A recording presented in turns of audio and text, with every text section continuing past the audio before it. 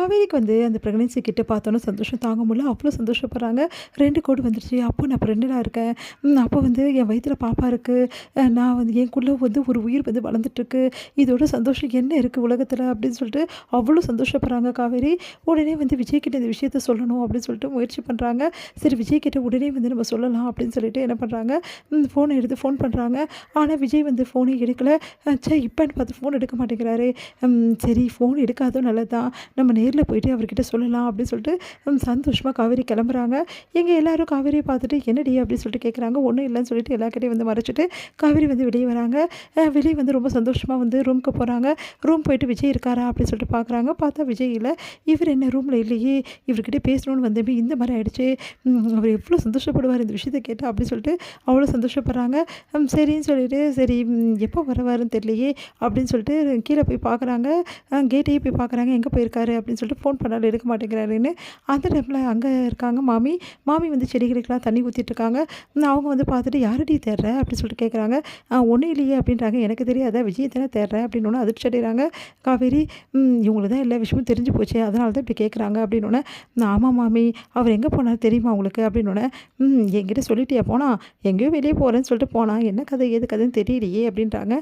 சரி எதுக்காக விஜய் நீ தேடுற அப்படின்னோடனே, எதுக்கு மாமி தேடுவாங்க, சும்மா தான் மாமி அப்படின்னு. சும்மாவா, இங்கே பாருடி, சும்மா சும்மா அவன்கிட்ட பேசிகிட்டு இருக்காத, இது நல்லதுக்கு இல்லை, அவன் ஏதோ தப்பாக நினச்சிட்ருக்கான், நீ அவனை விரும்புகிறேன்னு நினச்சிட்ருக்கான் அப்படின்னோடனே, அதுதானே உண்மை அப்படின்னு சொல்லி சந்தோஷப்படுறாங்க காவேரி. என்னடி பேச்சே காணோம்.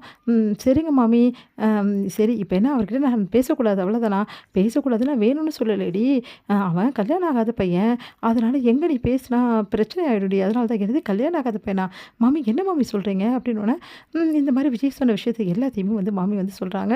எனக்கு எல்லா விஷயமும் விஜய் சொல்லிட்டான் பார்த்தல, இதுக்கப்புறம் விஜய் என்கிட்டலாம் எதையும் மறைக்க மாட்டான், அதனால தான் சொல்லிட்டான். நீ உன் தாலியை உண்மை தாலி போட்டிருக்கல, அது பொய் தாலின்னு அவன் நினச்சிட்டு தான் சுற்றின்னு கிடக்குறான். இந்த விஷயம் உனக்கு கல்யாணம் ஆகிடுச்சு, உனக்கு புருஷன் இருக்கான்னு தெரிஞ்சுதா அவன் திரும்பி கூட பார்க்க மாட்டான், எப்படியாவது அவங்ககிட்ட பேசி நான் பார்த்துக்கிறேன், நீ கவலைப்படாத, அதனால் அவங்ககிட்ட பேசுறதை மட்டும் குறைச்சிக்கோ காவேரி அப்படின்றாங்க. அதை கேட்டு தூக்கி வாரி போடுது நம்ம காவேரிக்கு. இப்படி பண்ணிட்டாரே, என்னை பற்றி இவ்வளோ மோசமாக இவங்க நினச்சிட்ருக்காங்க, நான் என்னமோ எனக்கு கல்யாணம் ஆகிடுச்சு அப்படின்னா கூட வேற ஒரு ஆம்பளை கிட்ட பேசலன்னு நினைக்கிறாங்களே, இதெல்லாம் எனக்கு தேவையா, என்னை இவ்வளோ அசிங்கப்படுத்தி விட்டுருக்காரு, இவர் மூஞ்சிலேயே நான் முடிக்கவே மாட்டேன், எவ்வளோ பெரிய விஷயத்த சொல்கிறதுக்காக சொல்லவே மாட்டேன் அப்படின்னு சொல்லிட்டு காவேரி போகிறாங்க. இங்கே என்னாச்சு இவ, ஏதோ விஜய் பார்க்கணும்னு சொன்னால் அதுக்கப்புறம் ஏன் டென்ஷனாக போகிறா, நான் என்ன சொன்னேன், உண்மையை தானே சொன்னேன் அப்படின்னு சொல்லிட்டு யோசிச்சுட்ருக்காங்க. அப்போ விஜய் வராரு. விஜய் வா வா பி அப்படின்றாங்க. இப்போ தான் காவேரி ஒன்று தேடிட்டு இருந்தாளா, நிஜமாவா, ரொம்ப எக்ஸ்பிரஷன் படாத, அவள் சும்மா தான் தேடினா, வேறு ஒன்றும் இல்லை, சும்மா சொன்னதுக்கே இப்படி பண்ணுறியே அப்படின்றாங்க.